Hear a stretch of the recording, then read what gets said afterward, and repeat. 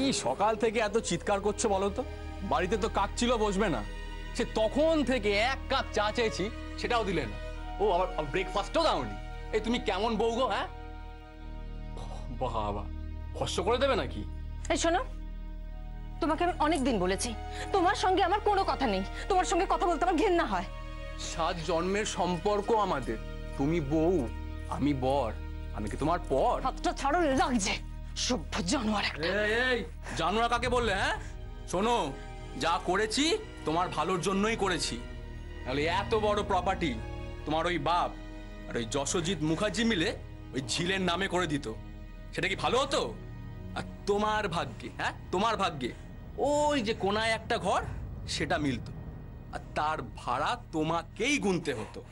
ঝিল এত খারাপ মেয়ে নয়, ও অনেক ভালো মেয়ে, ওটা করতো না। এই ওই ভালো মন্দ আমি বুঝি না। হ্যাঁ এই বাড়ির জামাই আমি, এই প্রপার্টি আমার। 1 মিনিট, জামাই না বলো ঘর জামাই।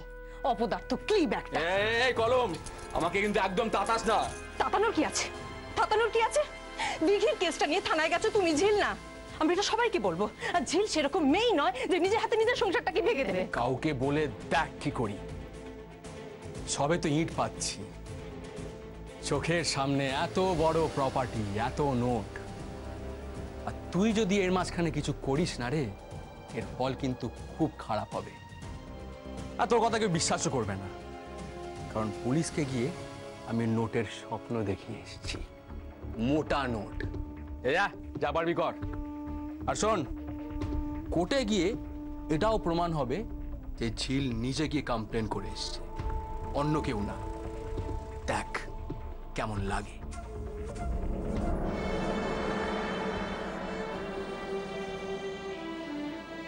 ছোট লোক, জানোয়ার একটা। আমার লাইফটা একেবারে নরক করে ছেড়ে দিল।